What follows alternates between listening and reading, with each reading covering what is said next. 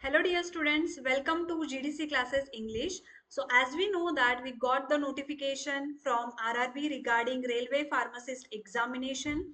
So to boost your preparation, GDC has started a series which is known as Tejas series.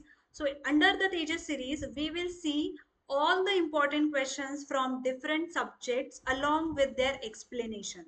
So in today's Tejas series, we are going to see about the pharmaceutical technology, and in that important question we will see regarding your pre-formulations and monophasic liquid dosage form.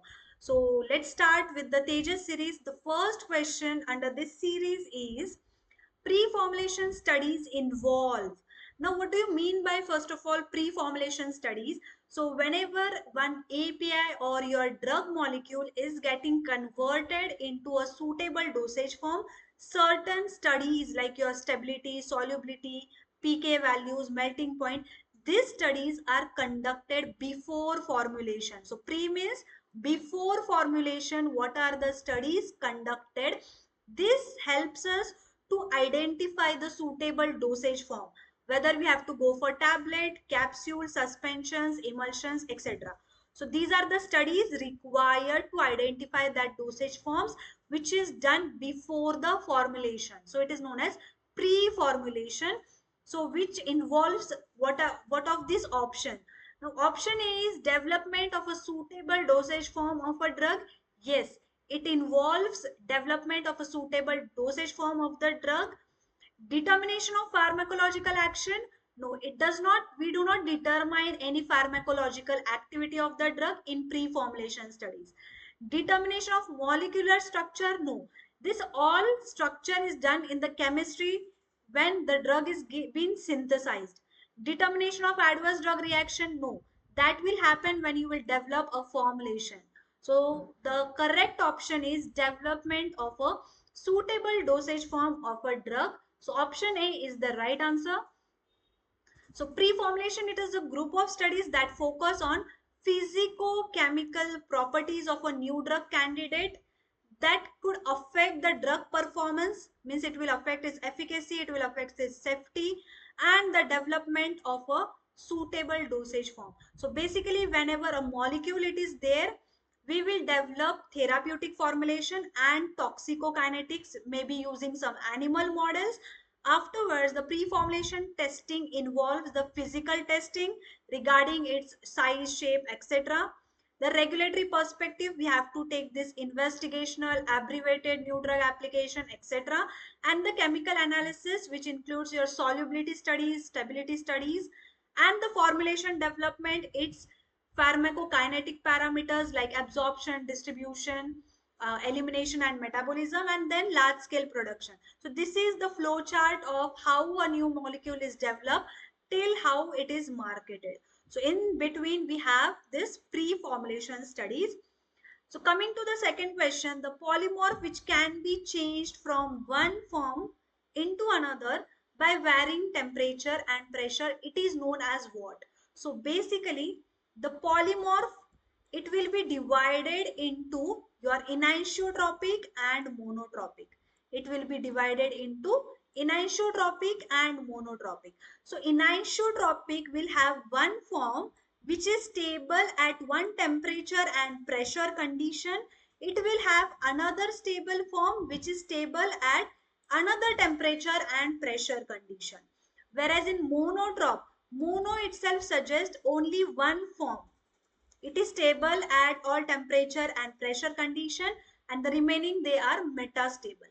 So the only form which can be converted from one form to another by varying this temperature and pressure condition, it is your anisotropic form.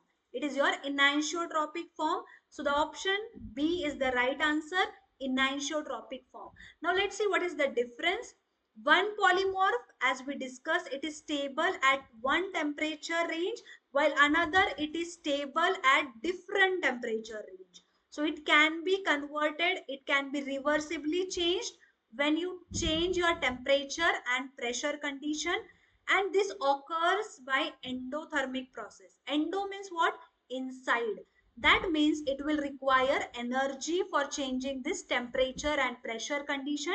It will absorb the energy. So it is an endothermic process.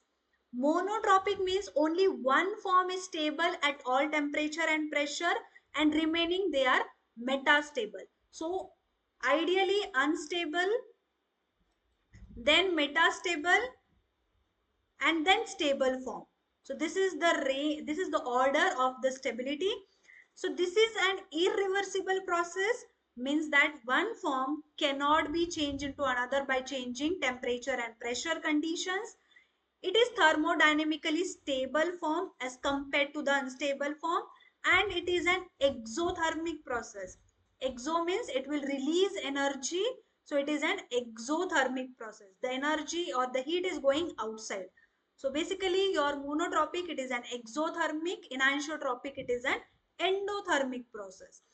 The third question is about the solvate.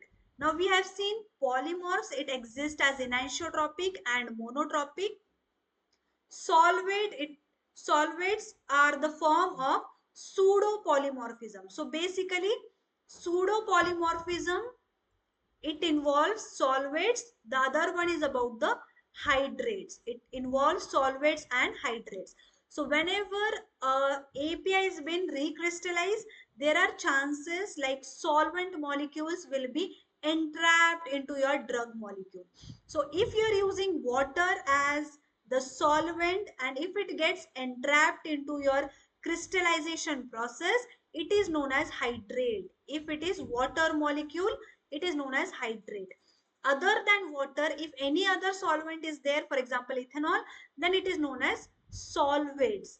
Any other solvent other than water, it is known as solvates. So solvates are also known as, they are not anisotrops, they are not polymorphs, but they are pseudopolymorphs. They are pseudopolymorphs. So option C is the right answer. They are pseudopolymorphs. So pseudopolymorphs are those solid forms which arise because of inclusion of that small solvent of crystallization, which is solvate. And if your water molecule is present, it is known as hydrate. If it is not present, it is known as anhydrate. So basically example is your ampicillin, which exists as monohydrate when one water molecule is present, and trihydrate when three molecules are present. So the under polymorph, it is in anisotrope and monotrope. Under pseudopolymorphism, we have solvates and we have hydrates. Coming to the fourth question, choose the wrong statement from the following. Now we have to identify wrong statement. That means rest of the points regarding the amorphous solids, they are right. Now usually they are anisotropic. So the very first option is the wrong answer. So basically there is isotropic and anisotropic, right? So iso means what? Same. Iso means same. Tropic means way. That means whenever you will observe these isotropic substances from different angles or different direction, their properties will remain same. They will have same properties in all direction, and isotropicity is exhibited by your amorphous substances. For example, glass. Glass is your amorphous substances that is having same properties in all the direction. But for example, if your crystalline substance it is there, crystalline, they are having definite shape, definite arrangement of the molecules. So if you change the direction, the properties will change. So they are not isotropic, they are anisotropic. For example, any cubic structure is there, so they are anisotropic. So anisotropic is for the crystalline material, but they have asked here they are for amorphous. So the first option is the wrong answer. So that they tend to flow when subject to sufficient pressure. Yes, because amorphous one, they are not very stable. So if you apply pressure, they will start to flow. So they are having the tendency to undergo flow when sufficient pressure is applied, and that is the reason they are considered as supercooled fluids. They are considered as supercooled fluids. and they do not have a definite melting point. And that is the reason we will use the instrument which is DSC to identify or to differentiate between your crystalline molecule and the amorphous. The crystalline molecule will give a sharp melting point or a sharp peak in your diffractogram, but your amorphous molecule will give a broader range. So this is the difference between crystalline and the amorphous one. So see the difference. Amorphous one, they are having irregular arrangement, but your crystalline, they will have a regular, definite, proper arrangement. They are having no shapes, amorphous, but they exist in a different shapes. For example, cubic. They are not definite, melting point is not definite, but they have a sharp melting point, crystalline molecules. They are isotropic. Amorphous one are isotropic, which has the same properties in different direction, but crystalline molecules are anisotropic, means their properties will change in different directions. Intermolecular forces are not equally shared because they are not having that same force in all the directions, but here they are equally shared because a regular arrangement is present between each molecule. They are known as pseudo solid. Amorphous solids, they are not true solid, they are pseudo solid because they are also known as supercooled fluids. But crystalline, they are the true solids. The order of symmetry is unsymmetrical, but they are having symmetrical order. Rigidity is less, your rigidity is more because the molecules are held together by the forces. The short order range is present. Here there is a long order range because a repetitive structure is present.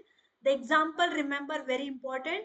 Glass, waxes and plastic are the amorphous one, whereas diamond, metal and the table salts, they are the crystalline materials. Coming to the fifth MCQ, the polymorph exhibits the following different properties except.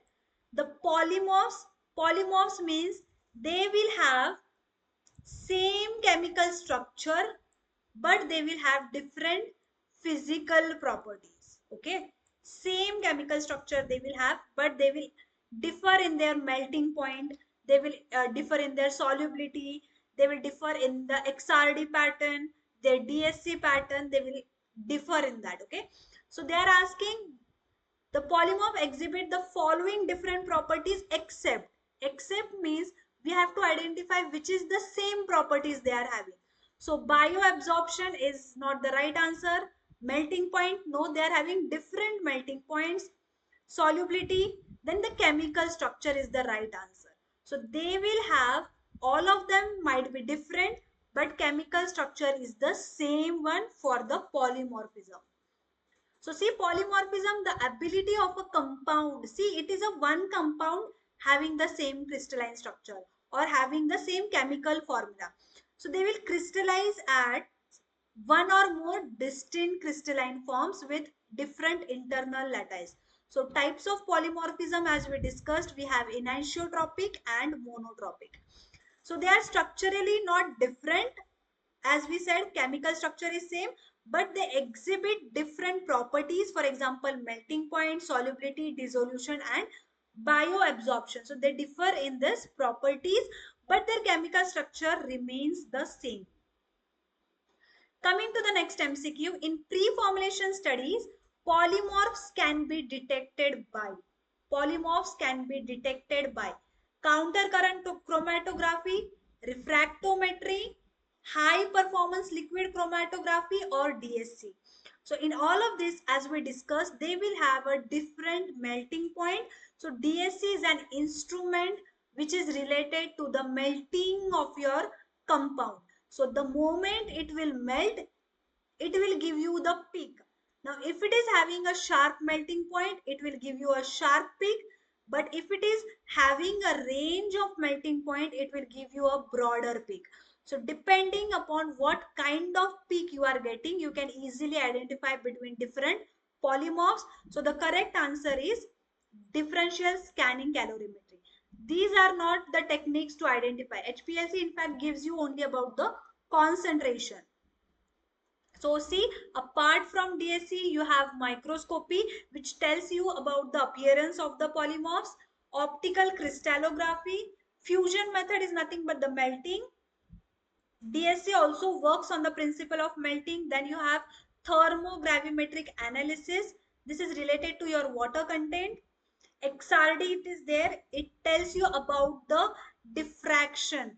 For example, if they are having outer appearance different, then the light will diffract in different angles and you will get different patterns for the different polymorphs. Then you have infrared, then SEM, dissolution and solubility analysis. So these are the different techniques for analyzing polymorphs. Which polymorphic form of a drug candidate has highest melting point? Now see, highest melting point means you will require more energy in terms of heat to break the bond. When it requires more energy, when the bond between them is very stronger, and when it is stronger, it is stable, right? When any of the thing it is stable, you require more bond to break that one, right? So unstable will not have highest melting point. Metastable, hydrate. So the option D is the right answer. When your molecule is stable, you will have highest melting point. So usually polymorphs has number I has higher melting point and lowest energy than the other polymorphs. You know, when energy is less, it is more stable, right? If it is highly unstable, means they are having more energy. So they are having lower energy, but their bond is stronger. You will require more energy to break that bond. But their inherent energy is less. They are stable and you require higher melting point to break that bond. The stable polymorphs represent lower Gibbs free energy, highest melting point and least solubility. And that is the reason they will not easily solubilize. So your amorphous form will have more aqueous solubility as compared to your crystalline form. This is the reason amorphous form will have more aqueous solubility as compared to your crystalline form, because this is stable. If it is stable, you require more energy to break those bonds. Now, hygroscopicity is determined by what? Hygroscopicity, it is determined. Hygroscopy is what? It is nothing but tendency of the molecule to absorb water. And just now we discussed water means it involves your thermogravimetric analysis. It involves your thermogravimetric analysis. So see here, hygroscopicity, it is the tendency to absorb atmospheric moisture, especially water soluble salt forms. So what are the techniques? Gravimetry, thermogravimetric analysis, Karl-Fischer titration, which is for the moisture content, and your gas chromatography. This is used for the hygroscopicity. Now next is about the Henderson-Hasselbalch equation. That is also known as what? Okay, so basically everybody knows that our unionized drug molecule has the tendency for absorption. Ionized molecule will not undergo absorption. So for this reason, we should know that at what pH condition the drug is getting ionized and at what pH condition the drug is in the unionized form. So to understand that relation, we are checking it with Henderson-Hasselbalch equation. It tells about the ionization of the drug under pH condition. So from this we will identify at what pH our drug is getting ionized. So basically it is also known as pH equation. Okay, so it is not stability studies. We are not doing any kinetics or solubility parameter. It is the pH equation. Now, Henderson-Hasselbalch equation, it provides an estimate of the ionized and unionized drug concentration at that particular pH. For example, if your compound is basic, then pH is equal to pK plus log of ionized drug divided by unionized drug concentration. So you have to take the ionized drug and unionized drug concentration. So you will get the pH at which it is getting ionized and unionized. If it is acidic, pH is equal to pK plus log of unionized drug concentration and ionized. What is ionized and what is remaining? So that is the unionized drug concentration. Percentage of ionization 10 raised to pH minus pK divided by 1 plus 10 raised to pH minus pK into 100. So you will get the extent to which your drug undergoing ionization. The next question is, if the angle of repose is between 30 to 40, then the type of flow is. Now remember one thing, whether it is your angle of repose, whether it is your compressibility or Carr's index, or whether it is your Hausner's ratio, both has to, all of them has to be lesser in order to get the excellent flow. That means as you increase the value, the flow will essentially become poor. As you increase these values, the flow will essentially be poor. Now you can see if the angle of repose is between 30 to 40, which is high, the type of flow will be passable. If it is more than 40, it will be very poor. So our angle of repose has to be less in order to get that excellent flow. So lesser the value, better the flow. Remember, whether it is your angle of repose, whether it is your Carr's index, whether it is your Hausner's ratio, lesser the value, better the flow. So see here, less than 25, it is excellent flow. You will get excellent flow if the angle of repose is less. Between 25 to 30, you will get a good flow. 30 to 40, it is passable, and more than 40, it is very poor. As you increase these values, the flow becomes essentially poor flow. Lesser the value, better the flow. Which of the following techniques is not useful? They are asking which of the technique it is not useful to detect the polymorphs. So for now we have seen DSC, which is based upon the melting point. So DSC it is used. XRD, because they will have different diffraction patterns. So your XRD will be different. Melting point again, which is related to DSC, they will have different melting points. So we can easily use these techniques, but HPLC you determine amount of that drug. It is not related. It will not tell you about which polymorph. It is only for determining the concentration. For example, HPLC, you have UV, you have LCMS. So these are the techniques which tells you about the concentration of the drug. It does not tell you about the polymorphism. So HPLC is the right answer. That means it is not used for the polymorphic detection. Methods to determine polymorphism. So XRD, NMR technique, optical crystallography, and hot stage microscopy. Then we have melting point, PXRD, that is powder XRD, and differential scanning calorimetry. Next is hot stage microscopy is an important tool in pre-formulation studies for the study of. So basically what we are studying in this one, we are not studying any of the particle size. We are not studying microbial or compaction. We are studying pseudo polymorphism. Pseudo means it will tell you about the solvates or it will tell you about the hydrates. Because we are using certain temperature, since this is hot stage, so basically you will, that solvent whatever is present in the crystalline form, that will get evaporated. For example, if you get bubbles, it is hydrate. If you do not get, that is solvent. So there are techniques which will tell you it is about the solvates or the hydrates. So polymorphism means substance which will exist in more than crystalline form. They differ from each other in their solubility, in their crystalline structure, in their hardness, density, melting point, diffraction pattern.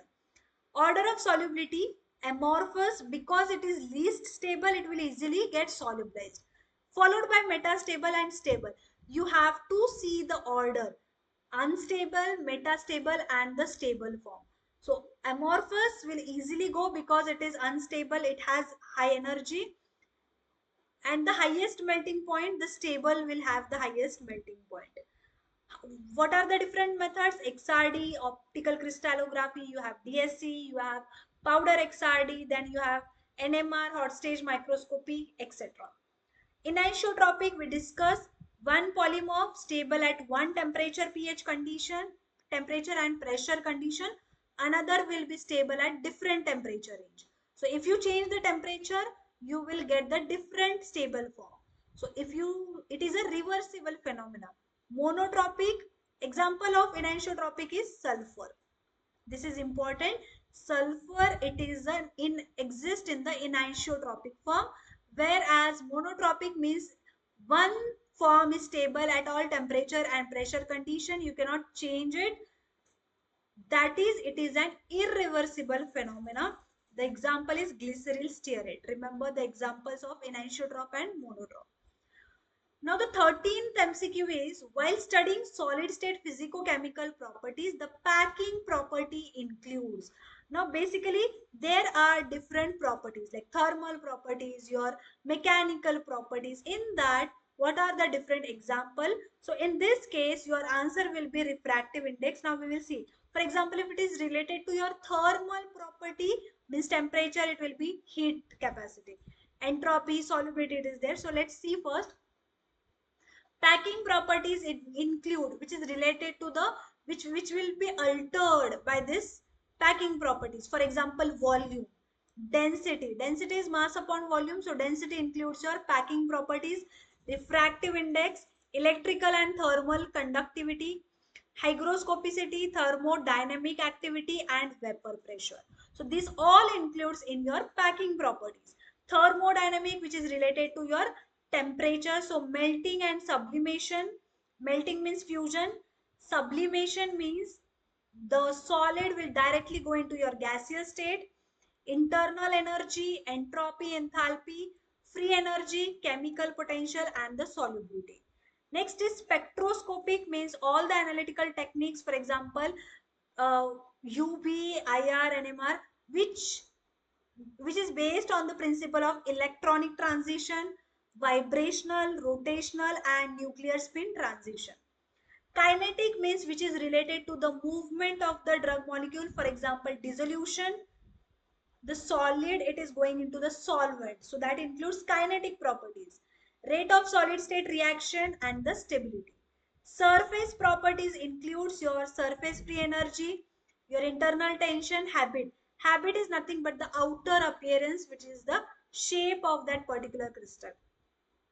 Mechanical properties includes your hardness, tensile strength. This is all related to your tablet properties. So compactability, flowing, bending, blending, and stability. So these are the mechanical properties. Now, as per the European Pharmacopoeia, substance which is stored at 25 degrees Celsius, how you will identify that your substance is hygroscopic? So you have to take a sample at 25 degrees Celsius for 24 hours at 80% relative humidity. So this is according to European Pharmacopoeia. Then you have to check the weight of it. Okay, so based on how much amount of water your drug is absorbing and becoming hygroscopic, based on that we are categorizing it as slightly hygroscopic, very hygroscopic, non-hygroscopic, or deliquescent. Okay, so here they are asking, it is known as hygroscopic when, how much amount of minimum water it should absorb, so that we can call it as hygroscopic. So the option is option A. That means your molecule should absorb between 0.2 and 15% weight by weight. Whatever initial amount is there, after 24 hours, if you see the increase in weight is between 0.2 to less than 15%, then you will call it as hygroscopic. Then you will call it as hygroscopic. So this is according to European Pharmacopoeia. So we will see one table.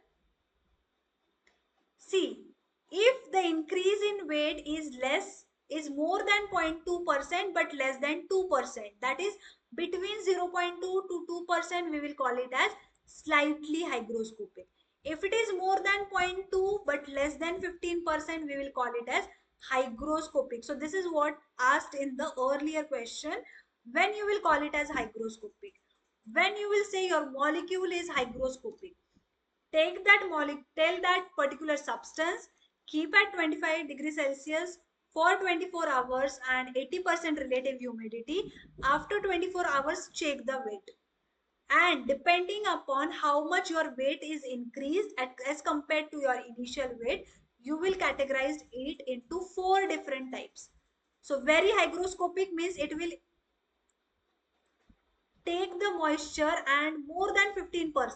For example, if you have taken 100 grams and afterwards if it becomes 116 grams, so you will call it as very hygroscopic because it is increasing more than 15% weight by weight. And if it is absorbing and becoming liquid, going into solution, you will call it as deliquescent material. You will call it as deliquescent material. Sufficient water is absorbed to form the solution. So railway pharmacist crash course, so it is already started from 18th August. You will get 200 live classes, 500 plus recorded video lectures. These are the pre-recorded classes. You will get 400 plus online test series and 100 plus previous years MCQs. So you can enroll now at the given price for the railway pharmacist crash course. Coming to the 15th one, increase in solubility of a drug in water in the presence of additives, it is known as what? So if you are adding any additives, these additives can be your surfactant, your solubilizer, anything. If the solubility is increasing with the help of additives, it is known as what? So dissolution, it is not increase in the solubility. It is a phenomena by which the your drug molecule goes into the solvent. Co-solvency, no. You are using co-solvents when two different solvents are used. When two different solvents are used to make it solubilized. Solubilization, again, it is the phenomena. So they are asking increase in the solubility. So these are not the options, right? So your correct option is hydrotrophy. In hydrotrophy, we are using additives. For example, your surfactants are there. Sometimes we are using SLS. Sometimes we are using 280. So these are the additives added to increase the solubility of your drug. So upper one, they are the phenomenons. So see here, co-solvency, it is the phenomena of adding one or more water miscible solvent. Co-solvents, right? So it includes two or more solvent. For example, alcohol, you have glycerin, you have sorbitol. Next is complexation. Complexation means we are using some cage-like structure. For example, cyclodextrin, beta cyclodextrin, hydroxypropyl beta cyclodextrin. So basically these are water soluble, so you are complexing your drug molecule into them, making your drug water soluble. Making your drug water soluble, like that the examples are PVP. So it forms an association with the drug molecule to increase the water solubility. Hydrotrophy means it indicates increase in solubility in water of various substance because of the presence of additives. Here the example is given sodium benzoate. So we incorporate the additives to increase the solubility, to increase the drug solubility. Next is the solubilization. So it is a spontaneous passage of poorly soluble solute molecules into aqueous solution of a soap or a detergent. So it is a process. It is not increase in the solubility. It is a process by which a thermodynamically stable solution is formed. Again, we are using solubilizers like Twin, Bridge and Merge. The 16th MCQ is according to USP. This is very important. According to USP, what do you mean by soluble? So there is one chart. How many parts of solvents are required to dissolve one part of solute? To dissolve one part of solute, how many parts of solvents are required? For example, if you require lesser parts of solvent, that means in lesser amount your drug is getting dissolved. Okay, so that is very soluble. But if you require more solvent for one part of solute, that means your drug is not having solubility. It is practically insoluble. So based on that chart, the soluble means for 1 part of solute, you require 10 to 30 parts of solvent to dissolve that 1 part. For example, 1 gram if you are taking, then 10 to 30 ml will be required to dissolve that 1 gram. So you will call it as soluble. Your drug is soluble in that particular solvent. Now let's see about those table. If for 1 part of solute you require less than 1 part of solvent, this very less solvent, so you will call it as very soluble. If you require 1 to 10 parts of solvent, you will call it as freely soluble.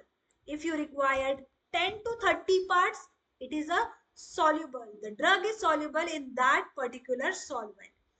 30 to 100 parts means little bit higher solvent. Sparingly soluble. Your drug is sparingly soluble in that particular solvent. 100 to 1000 slightly soluble. 1000 to 10,000 very slightly. And if more than 10,000 require means it is practically insoluble in that particular solvent. Which is an example of alcoholic preparation. Now here we are talking about monophasic liquid dosage form. So which of the following is an alcoholic preparation? Elixirs, yes, they are the hydroalcoholic solution. So they comes under the category of alcoholic solution. Spirits, they are also alcoholic solutions. Collodion, it includes ethanol, but it includes ether as well. When it is applied, it gets evaporated. So ideally we do not consider it as an alcoholic preparation. So both A and B is the right answer. Basically we cannot only go for collodion, so you have to take the judgment. More than collodion, your A and B are the right answer. So ideally option D is the right answer for the alcoholic preparation. So elixirs are clear, pleasantly flavored, sweetened, because we are intended to use this one in for the oral use. It should be clear, it should have pleasant flavor, sweetened hydroalcoholic liquid preparations. Spirits, they are the alcoholic or hydroalcoholic solutions of volatile substances. Any volatile substances can be added into this one. Collodions, they are the liquid preparation containing pyroxylin. Remember what is pyroxylin? It is the nitrocellulose. Remember nitrocellulose, they are also added in nail lacquers to have that film. So nitrocellulose, they leave a film when the solvent is evaporated. And what is that solvent? The solvent is a mixture of your ether and ethanol in the nitrocellulose. They are applied to the skin by means of a soft brush or other applicator. When your ether and ethanol will get evaporated, it will leave a film on the skin.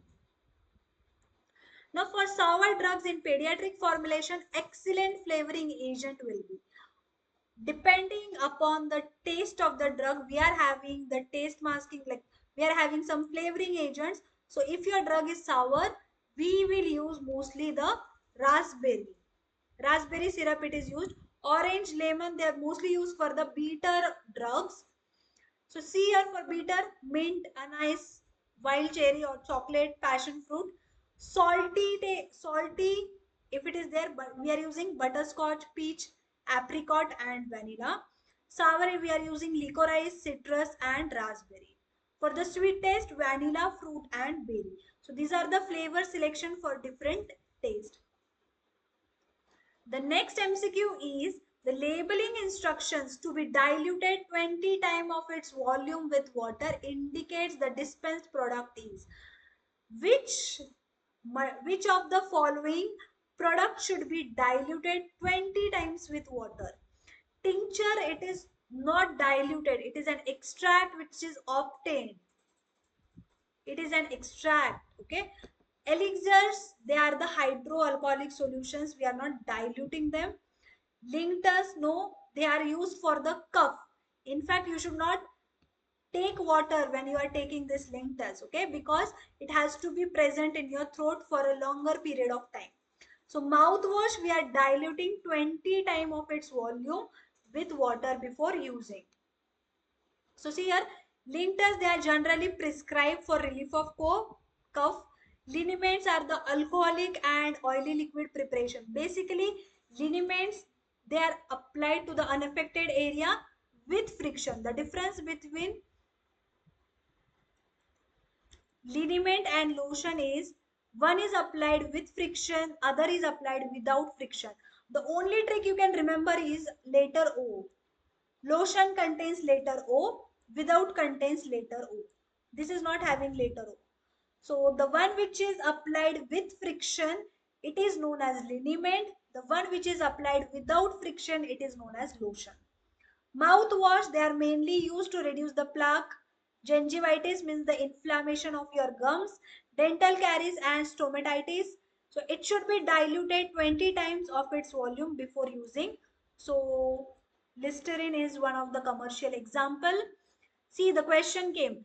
Liquid or semi-solid preparations usually applied to the skin with friction and rubbing. Just now I said with friction means it is a liniment.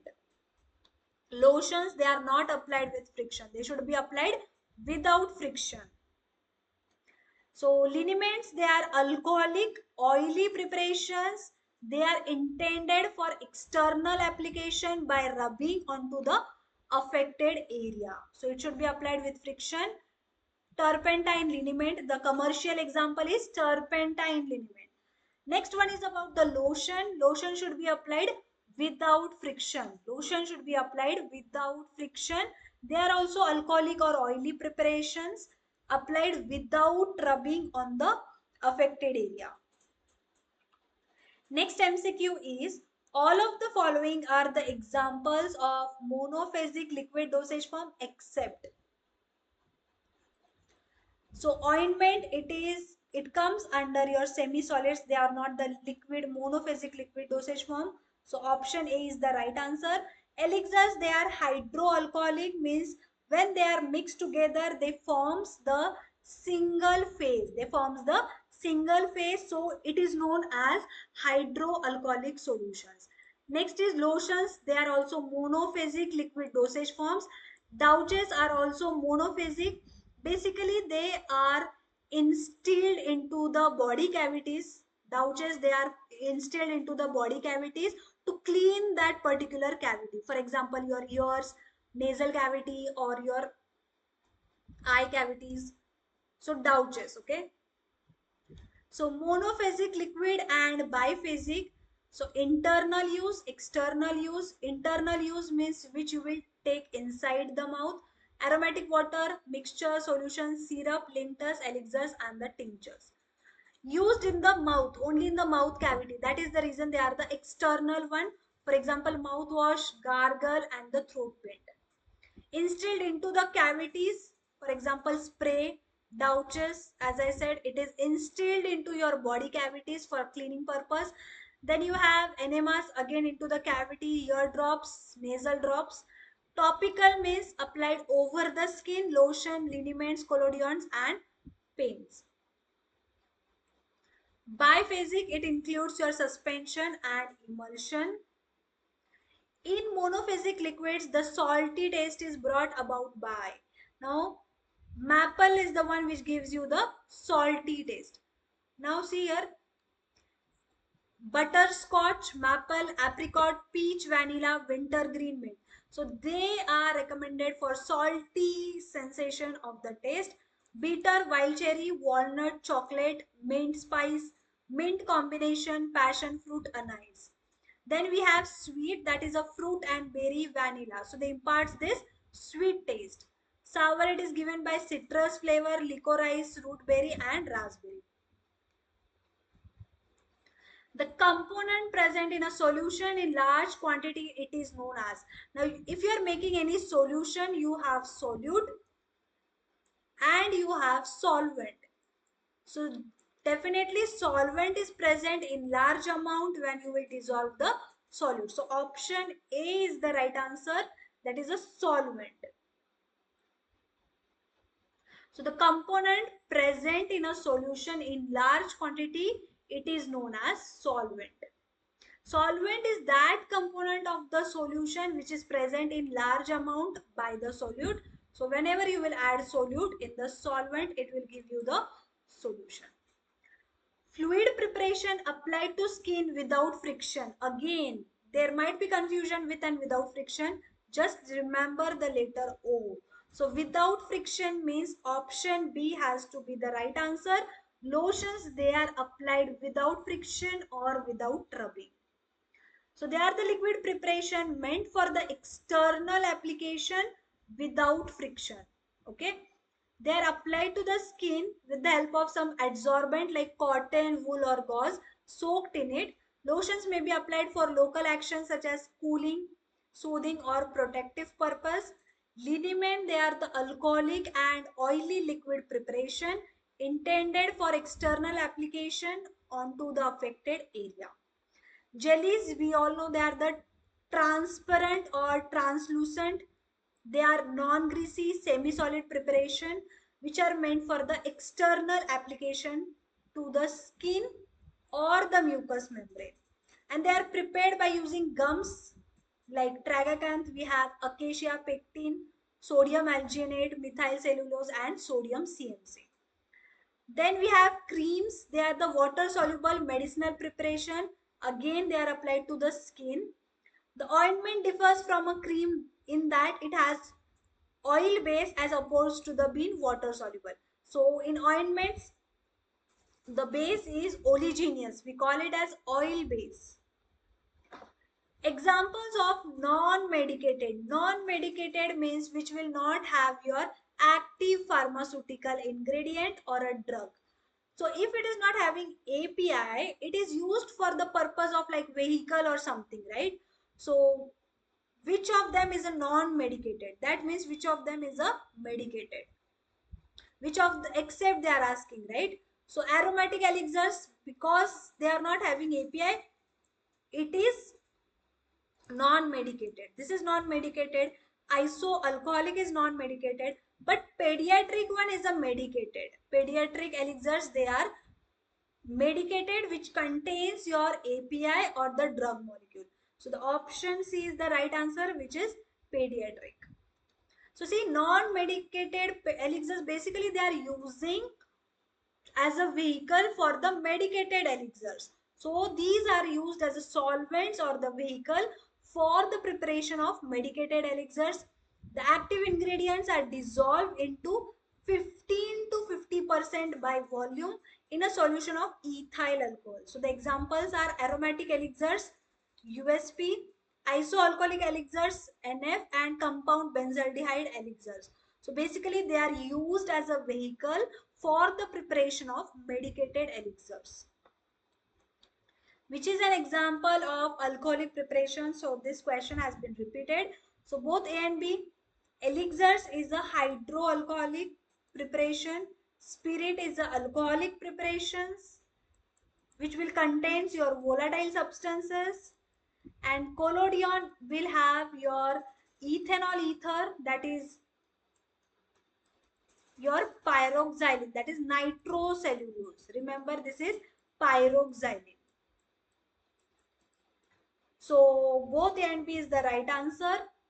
These are the clear, pleasant, flavored, sweetened, because they are intended for the oral use. Spirits are the alcoholic preparation which will have your volatile substance.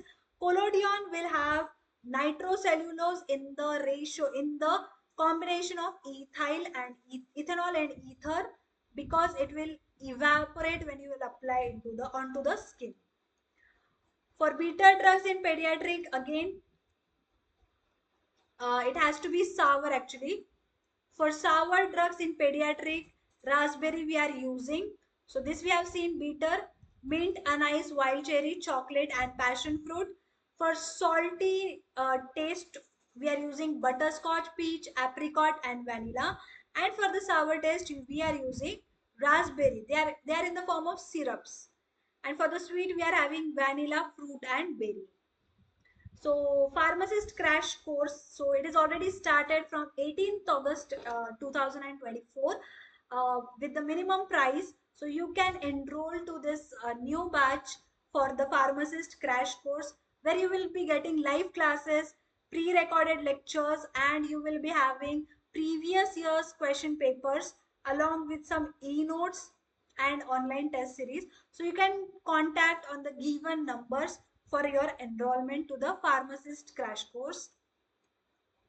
Then we have next MCQ, which is humectants. Humectants means that humidity it is required. For example, we know there is tooth powder and toothpaste, right? So tooth powders, they are already dry in nature, right? But toothpaste require humectants. That means it will not allow the toothpaste to get dry out. So for that reason, humectant is required. In tooth powder, it is already dry, so we are not adding humectants. So humectants are added in what? Basically, we are adding humectants in the mouth washes, which will prevent it drying, which will prevent it from drying out. So basically, formulation of mouthwash, it contains alcohol, right? Your alcohol will get evaporated. So in order to avoid the evaporation, we are adding some humectant in 5 to 20% concentration. The examples are glycerin and sorbitol. They act as humectant. Certain surfactants are present, non-ionic and anionic. Cationic surfactants like cetyl pyridinium chloride, they are also used because of the antimicrobial properties. Flavors, because we are using in the mouth cavity, it has to be certain flavor. Coloring agents improves the aesthetic value and the patient compliance. Identify the correct statement about saccharin. So basically, saccharin is your artificial sweetener. Saccharin is your artificial sweetener. Its sweetness is compared with the sugar or sucrose. So basically, saccharin, it is 500 times more sweeter as compared to your sucrose, and it is carcinogenic. It has the tendency to give rise to your tumor growth. So it is carcinogenic and it is 500 times. Means, for example, if your sugar 1 is to 500 ratio, so it is 500 times more sweeter as compared to your sugar. So option D is the right. Carcinogenic it is, and it is 500 times more sweeter as compared to the sugar. Next is the table is about the sweetening agent. Apart from saccharin, we have different sweetening agents. So aspartame, it is non-carcinogenic, 200 times more sweeter than the sugar. Cyclamate, you can remember CC, it is carcinogenic, 70 times more sweeter as compared to sugar. Then you have saccharin, which is 500 times sweeter as compared to sugar. Again, it is carcinogenic. And mannitol, remember in case of mannitol, its optical isomer is sorbitol and it is 72 times sweeter than sugar. And it is having a low calorie value, okay? Benzalkonium chloride. Basically, benzalkonium chloride, it is a preservative which is used in parenteral ones. If you know this, benzalkonium chloride, it is used in parenterals. You can easily identify that it should be present in a lesser concentration. Once you identify where it is used, you can identify, okay? So it is a preservative in pharmaceutical solutions, that too in the parenterals, okay? Its concentration is basically, it should be used in 0.004 to 0.002%, okay? So these are the different preservatives which are used in parenteral preparation. So benzalkonium chloride, it is used in 0.004 to 0.2%. Cetyl pyridinium, this onium indicates ammonium, quaternary ammonium compound. So it is 0.01 to 0.02%. Phenol and its benzoic acid and salts, they are acidic in nature.